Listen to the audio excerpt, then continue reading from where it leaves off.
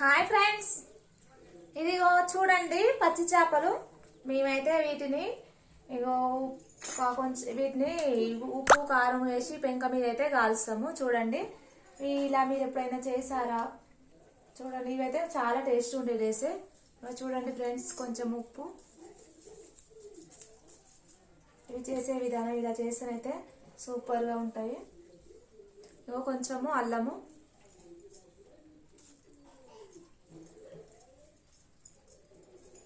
కొంచెం పసుపు, ఇదిగో కొంచెం పసుపు,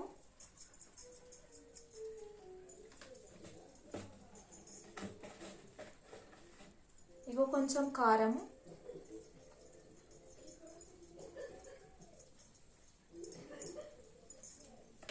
మరి కొంచెము ఇగో ధనియాల పొడి.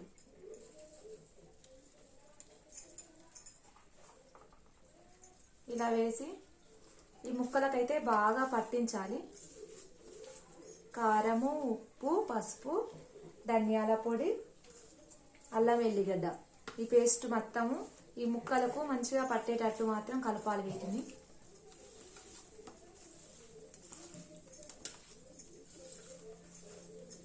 చూడండి ఫ్రెండ్స్, ఇట్లా కొంచెం కూడా గ్యాప్ లేకుండా ఈ ముక్కకైతే ఫుల్గా పట్టాలి. పడితే ఈ ముక్కని కాల్చినప్పుడు మాత్రం సూపర్ టేస్ట్ వస్తుంది. ఉప్పు కారం అనేది దీనికి పడుతుంది కదా, బాగుంటుంది. మీరు కూడా ఇలా ట్రై చేయండి, ఎలా ఉంటుందో మీరే చెప్తారు తిన్నాక.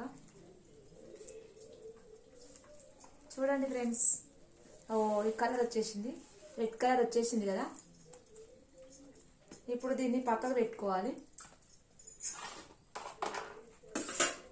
చూడండి ఫ్రెండ్స్, ఇక్కడైతే నేను కడాయి పెట్టిన, పెంక పెట్టిన, దీన్ని ముట్టించిన. ఇది వేడిగా ఉంది. దీని మీదనైతే నూనె పోసుకోవాలి.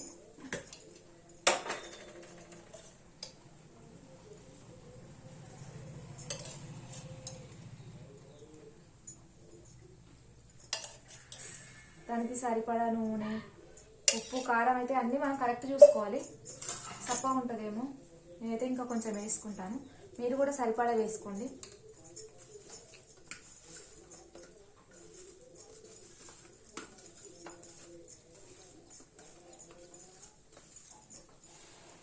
నూనె వేడైన తర్వాత ఈ ముక్కల్ని అయితే దాని మీద వేయాలి. చూస్తాను, నూనె వేడైతుంది. ఒకటి నేను చూసారు కదా, నూనె అయితే వేడైంది. నేనైతే దీని మీద ముక్కలు వేసేస్తున్నా.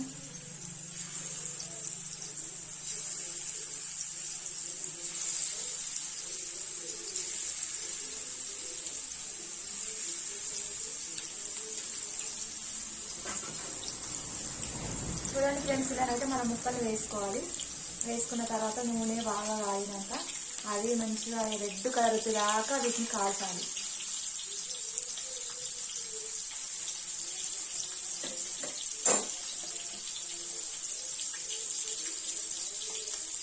ఇది అన్నంలో కంటే మనం అన్నంలో కలుపుకొని కాకుండా మామూలుగానైతే ఒక ప్లేట్లో పెట్టుకొని తింటే మాత్రం సూపర్ ఉంటాయి ఫ్రెండ్స్. మీరు ఎప్పుడైనా తిన్నారా? కామెంట్ బాక్స్లో కామెంట్ చేయండి. అలాగే ఇలాగే మీరు కూడా ఒకసారి చేసి చూసుకోండి, ఎంత బాగుంటాయో.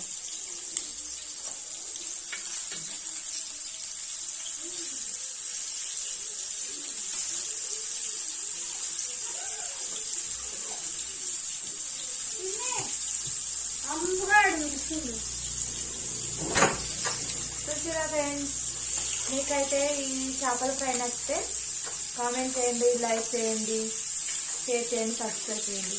Okay friends, bye. చూడండి, ఇలా కాల్చుకోండి.